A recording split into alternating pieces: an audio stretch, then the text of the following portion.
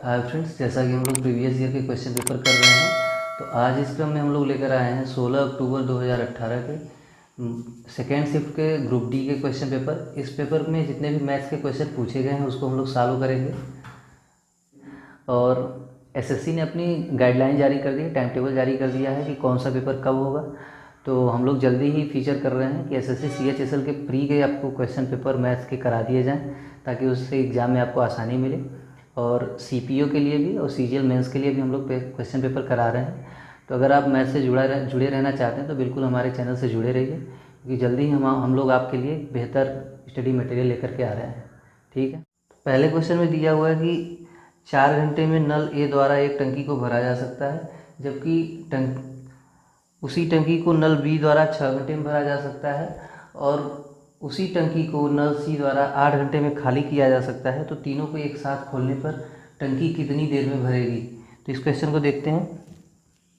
दिया है कि ए 4 घंटे में भर सकता है, बी 6 घंटे में भर सकता है, और सी 8 घंटे में खाली कर सकता है। तो इसको हम लोग निगेटिव साइन ले लेते हैं। 4, 6 और 8 का एलसीएम अगर हम लोग लें तो ये हो गया 24। ये इतना यूनिट पानी टंकी में भरा हुआ है ऐसा हम लोग मान लेते हैं। तो अगर ए इसको 4 घंटे में भरता है तो हम लोग ये कहेंगे कि ये 6 यूनिट भर रहा है। बी अगर 6 घंटे में भरता है तो हम ये कहेंगे कि ये 4 घंटे में भरता है। सी अगर 8 घंटे में खाली कर रहा है तो हम ये कहेंगे कि ये 3 यूनिट पानी निकाल रहा है या -3 यूनिट पानी भर रहा है। अगर तीनों को हम कंबाइंड कर दें तो हम लोग पाएंगे कि 6, 4, 10 में से 3 गया तो 7 यूनिट पानी 1 घंटे में भरा जाएगा, इन तीनों के सम्मिलित रूप से खुले होने पे। तो 24 यूनिट पानी को भरने में 24/7 घंटे लगेंगे। अगर हम इसको मिनट में कन्वर्ट कर लें तो ये हो जाएगा 3 घंटे और 3/7 घंटे, या इसको हम लोग ये कह सकते हैं कि 3 सही 180/7 मिनट हो जाएगा। ठीक है, इसको आगे हम लोग कन्वर्ट कर लें तो 7 दूनी की 14, 7 पच्चे 35, 10 7 7 49, 3 घंटे और इतना मिनट। ऑप्शन में 3 घंटा 26 मिनट है, तो वही हमारा आंसर हो जाएगा। इस क्वेश्चन में एक वर्ग अंतराल और उसकी आवृत्ति दी हुई है और हमसे उस डेटा का माध्य पूछ रहा है। तो वर्ग अंतराल का एवरेज और उसकी आवृत्ति से अगर हम गुणा करके जोड़ते जाएं और आवृत्तियों की संख्या से भाग दे दें तो एवरेज निकल जाएगा। तो करते हैं इसको। 10 और 20 का जो माध्य होगा 15 गुणे के 8, ये 8 इसकी आवृत्ति है। 20 और 30 का माध्य 25 हो जाएगा, इसकी आवृत्ति 12 है। 30 और 40 का माध्य 35 हो जाएगा, इसकी आवृत्ति 16 है। 40 और 50 का माध्य 45 हो जाएगा, इसकी आवृत्ति 11 है। 50 और 60 का माध्य 55 हो जाएगा और इसकी आवृत्ति 13 है। बटे में हम लोग आवृत्तियों की संख्या को जोड़ देंगे तो 8 धन 12 धन 16 धन 11 धन 13।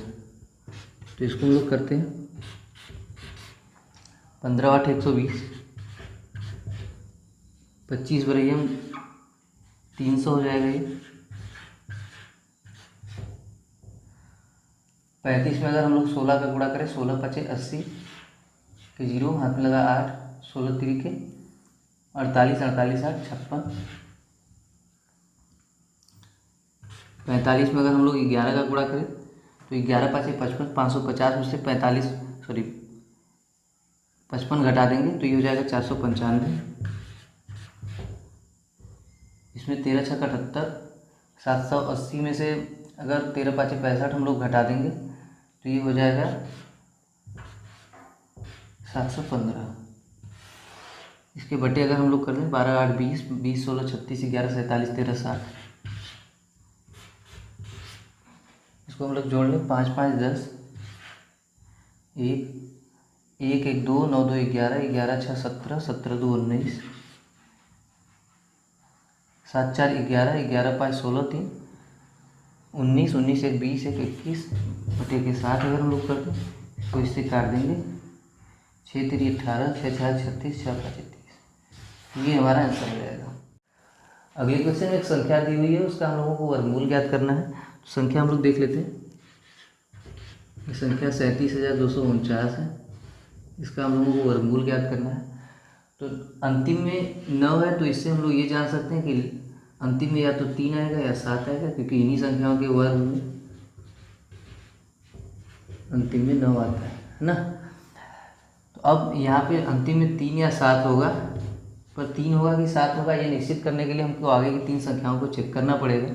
आगे की 3 संख्याओं को अगर हम लोग देखते हैं तो हम लोग ये पाते हैं कि ये 19 के वर्ग से तो ज़्यादा है, परंतु 19 गुणे 20 से कम है। ठीक है, 19 का वर्ग 361 होता है और 19 गुणे 20 380 होता है। अगर ये 380 से ज़्यादा होती तो यहाँ पे 19 लिख के हम लोग 7 लिख देते, पर चूँकि ये 19 के वर्ग से ज़्यादा है और इससे कम है, इसलिए हम 19 के आगे 3 लगाएंगे और यही हमारा उत्तर हो जाएगा। इस क्वेश्चन में पूछ रहा है कि 31 रुपये में किसी व्यक्ति ने एक पुस्तक को बेचकर 7% की हानि प्राप्त की। तो अगर 35 रुपये में बेचता तो उसे क्या मिलता, लाभ होता या हानि होता, और होता तो कितने प्रतिशत होता है, यही पूछ रहा है इस क्वेश्चन में। तो अगर हम लोग ये मान लें कि 100 रुपये में उसने ख़रीदा था, तो 31 रुपये में बेचने पे हम लोग क्या कह सकते हैं कि उसको 7% की हानि हुई, माने 93 यूनिट या 93 रुपये में उसने ख़रीदा। तो हम लोग ये कह सकते हैं कि 21 रुपये का मान यहाँ पे 93 द्वारा दर्शाया गया है। तो 35 रुपये का मान कितना हो जाएगा भाई, 21 दिया 93 तो 35 दिया 105। अब अगर हमने मूल्य 100 मान रखा है तो हम लोग क्या कहेंगे, 105 में बेचने में भाई 5% का लाभ होगा। ठीक है, इस क्वेश्चन में दिया हुआ है कि एक ट्रेन 82 किलोमीटर प्रति घंटे की औसत गति से चलती है, तो वह 24 मिनट में कितनी दूरी तय करेगी। अब अगर हम लोग इसको करते हैं, 82 किलोमीटर प्रति घंटा है, इसको मिनट में बदल दें, 60 से भाग दे देंगे, 24 मिनट में पूछ रहा है तो 24 का गुणा कर दें, 12 से काटेंगे, 12 5 60, 12 दूनी 24, 5 से इसको काटेंगे 0.4 आ जाएगा, गुणा कर दें अगर 8 चौके 32, 2 चौके 8 माने 328, एक अंक पे दशमलव लगा देंगे, इतना हो जाएगा। इस क्वेश्चन में दिया हुआ है कि एक चीनी के विलयन में 6% भाग चीनी है। यदि विलयन का आयतन 350 ml है तो इसमें पानी कितना होगा। माने हम ये कह सकते हैं कि अगर चीनी 6% है तो 94% इसमें पानी होगा। 100% का मान दिया हुआ है 350 ml, तो 94% हमसे पूछ रहा है। हम लोग इजीली निकाल सकते हैं, 350 बटे के 100 गुणे के 94 कर लें। अब ये 3.5 गुणे के 94 हो जाएगा। या हम ऐसा कर सकते हैं, 3.5 गुणे के 100 माइनस 6 कर लें, 350 में से ये हो जाएगा आपका 6 3 18 और 6 का 21, 329। ठीक है, इस क्वेश्चन में दिया हुआ है कि ए एक कार्य को 5 दिनों में समाप्त कर सकता है, जबकि बी उसी कार्य को 8 दिन में समाप्त कर सकता है। यदि दोनों मिलकर के कार्य करते हैं और 6,760 रुपये कमाते हैं तो ए का हिस्सा ज्ञात कीजिए। तो इसको हम लोग इस तरीके से कर सकते हैं, 6,760 बटे के 8 धन 5 गुणे के 8। ठीक है, एक चीज़ इसमें आपको समझना होगा कि अगर ये ए 5 दिनों में कर सकता है, बी 8 दिनों में कर सकता है, तो ये जाहिर सी बात है कि जो ए की कार्य क्षमता है वो बी से ज़्यादा है, क्योंकि ये जल्दी ही काम को समाप्त कर रहा है, माने ये ज़्यादा काम कर रहा होगा। इसलिए यहाँ पे जो गुणा हुआ है ये बी की कार्य क्षमता का गुणा हुआ है, ये ध्यान दीजिएगा। जबकि हम निकाल रहे हैं ए का, क्योंकि उनका अनुपात उसी के अनुसार परिवर्तित होगा। ठीक है, तो अगर हम इसको करें तो ये 13 हो गया, 13 से हम काटें, 13 5 65, 13 दूनी 26 और 0, 8 का गुणा हो जाएगा, तो 8 दूनी के 16 के 6, 8 5 40 से 45, ये इतना रुपया हो जाएगा ए का हिस्सा। ठीक है, इस क्वेश्चन में एक समीकरण दिया हुआ है, समीकरण है 4x³ minus 2x³ sorry 2x²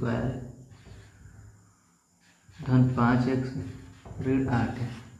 अब इसमें ये पूछ ही रहा है कि अगर x माइनस 2 से हम भाग दें तो कितना शेष बचेगा।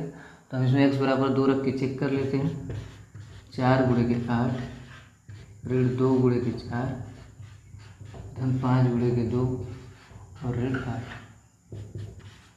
32 ऋण 8 धन 10 ऋण 8।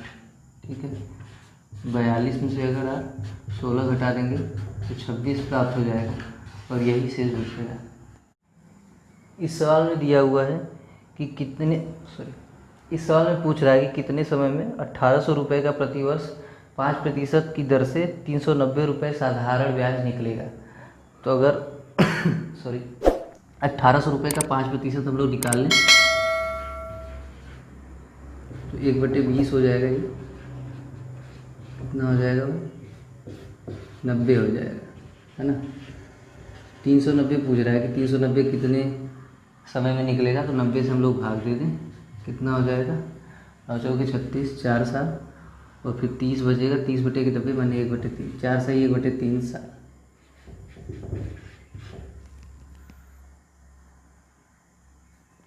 और ये महीनों में दिया हुआ है तो 1/3 है, तो इसको 12/3 अगर कर लेंगे तो ये 4 साल और ये 4 महीने। ये आपका आंसर है।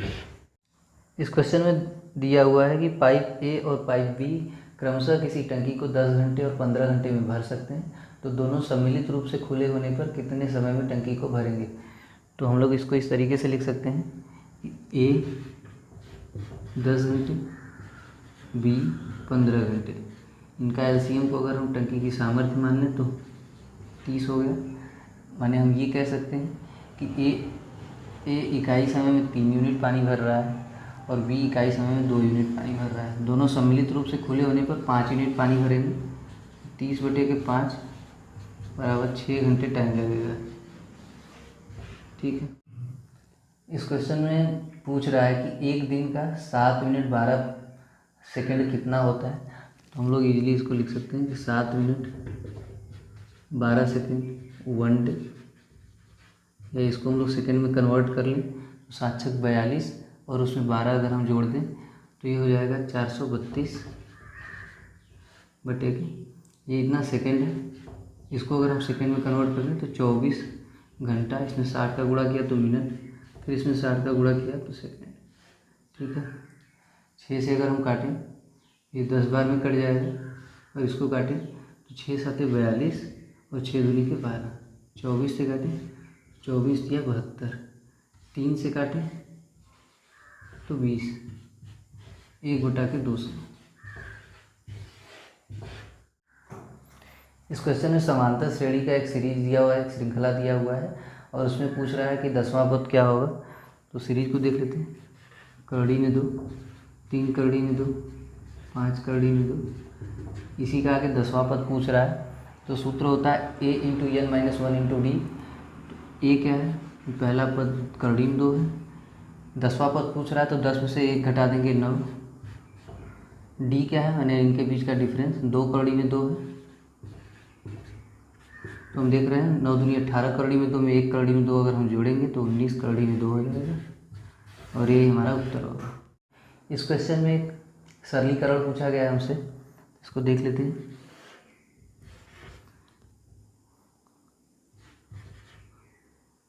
तीन करड़ी में 9 ऋण 3 करड़ी में 8। दूसरे ब्रैकेट में 9 धन 2 करड़ी में 18।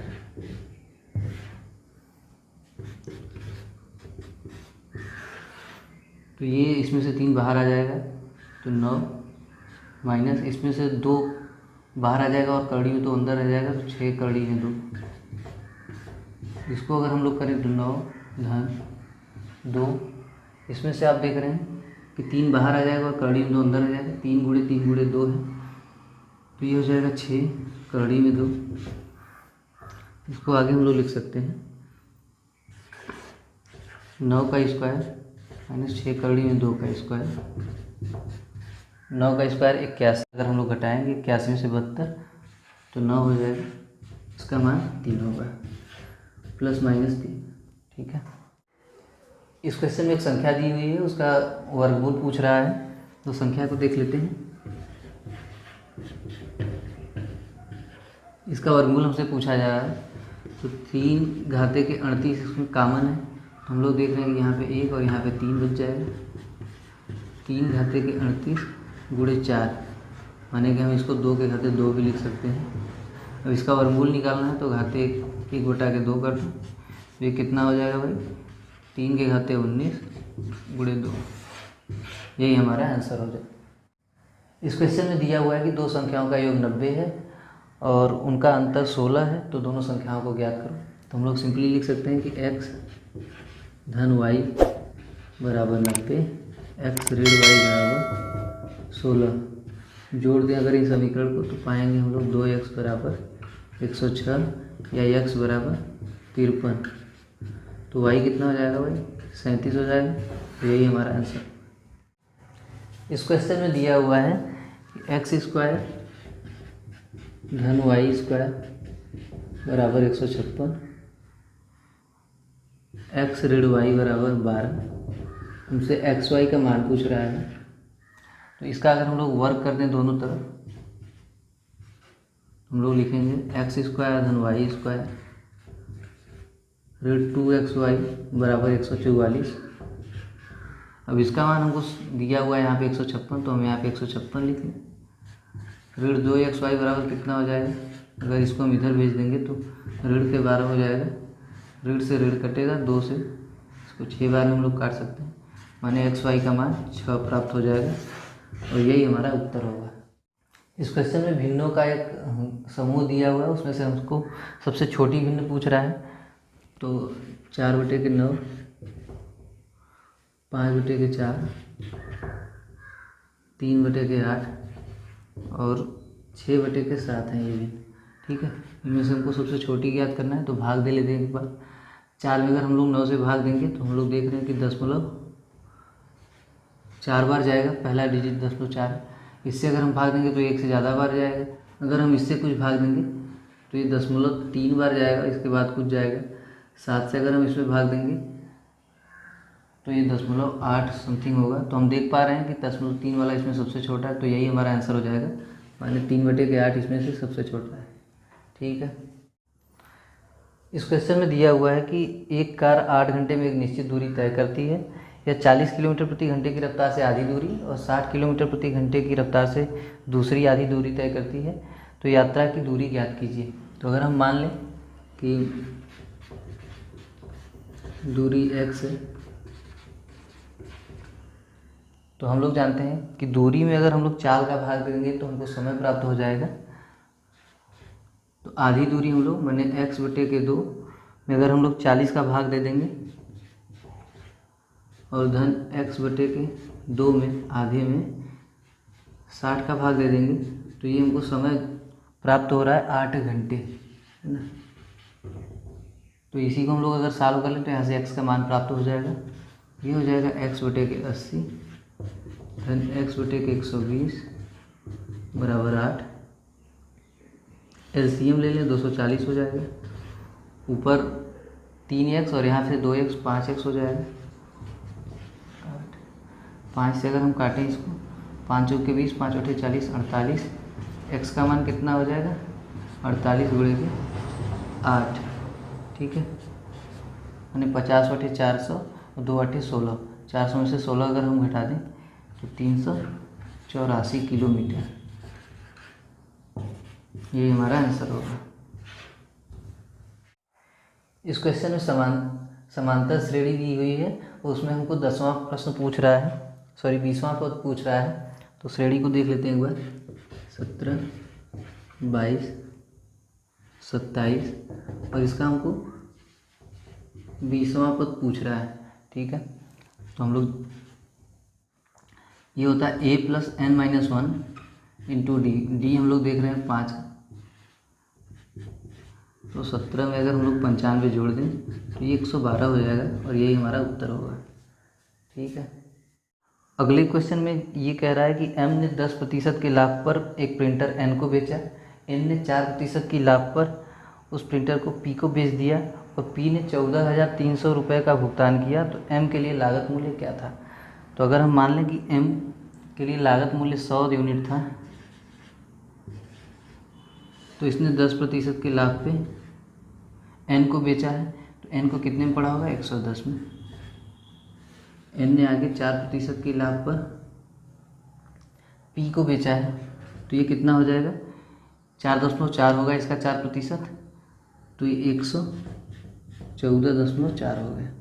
ठीक है, अब अगर हम ये कह रहे हैं कि P ने 14,300 का भुगतान किया है, माने 114.4 यूनिट का मान 14,300, और हमसे M के लिए लागत मूल्य माने 100 यूनिट का मान पूछ रहा है, तो 100 यूनिट बराबर कितना हो जाएगा, 14,300 बटे के 114.4 है, इसको हम दशमलव हटा देते हैं, यहाँ पे एक जीरो बढ़ा देते हैं और गुणे के 100 कर दें। ठीक है, तो साफ साफ हम लोग देख सकते हैं कि 4 1 5 और 4 1 5 का अंतर जीरो आ रहा है, तो 11 से 1 कट जाएगा, 11 कम 11, जीरो ले जाएंगे, 11 चौक 44, 11 से अगर हम इसको काटेंगे तो दिख रहा है कि 11 कम 11, 11 3 33, 3 जीरो उधर बचा हुआ है। ठीक है, 13 से हम इसको काटेंगे, 13 8 104 हो जाएगा, 8 से इसको काटेंगे 12.5 बार में कट जाएगा, और 12.5 में अगर 3 जीरो लगाना होगा तो ये इतना हो जाएगा। ठीक है, और यही हमारा आंसर होगा। एक बार फिर से समझ लीजिए कि हम लोगों ने ये मान लिया था कि M को ये 100 यूनिट का पड़ा था, उसने 10% प्रॉफिट पे N को बेचा था, तो 110 यूनिट में बेचा होगा N को। N ने इसको 4% प्रॉफिट पे P को बेचा था, तो ये 114.4 हो गया। अब 114.4 यूनिट का मान हमको 14,300 दिया हुआ है, तो इसी आधार पर हमको 100 यूनिट का मान ज्ञात करना था, तो हमने ऐसे ज्ञात कर लिया। हमको क्या प्राप्त हुआ, 12,500। ठीक है, ये क्वेश्चन सरलीकरण का है, जिसमें हमसे पूछ रहा है कि 8.53 धन 6.6 गुणे 0.8 ऋण 1.17 भागे 0.09। ठीक है, तो इसको हम लोग सॉल्व कर लेते हैं। 8.53 धन 6.6 गुणे 0.8 ऋण, इसका मान कितना हो जाएगा भाई, 13 हो जाएगा। इसको अगर हम लोग सॉल्व करें तो कितना हो जाएगा, 8.53, ये 6.6 का अगर 0.2 करें हम लोग तो 1/5 अगर हम लोग करें तो ये हो जाएगा 1.32, इसमें से घटाना होगा, माने हम लोग कह सकते हैं 5.28 ऋण 13 करें, 8 और 5 इस 13 से कट जाएंगे, और इसको अगर हम लोग जोड़ें तो 5 2 7 और 8 3 11.81 इसका मान हो जाएगा। ठीक है, इस क्वेश्चन में दिया हुआ है 4 संबंधी 5 संबंध मान 7 संबंधी x, हमसे x का मान पूछ रहा है, तो 4x बराबर होगा 35 के, या x बराबर होगा 35/4 के। ठीक है, तो ये दशमलव में मान हमसे पूछ रहा है, विकल्प में जो सारे विकल्प उपलब्ध हैं, तो हम इसको कर लेते हैं। 4 × 32, 4 × 7 28, 4 × 5 20, ये हमारा आंसर हो जाएगा। इस क्वेश्चन में दिया हुआ है कि x बराबर cos इनवर्स cos 4 है, और y बराबर sin इनवर्स sin 3 है।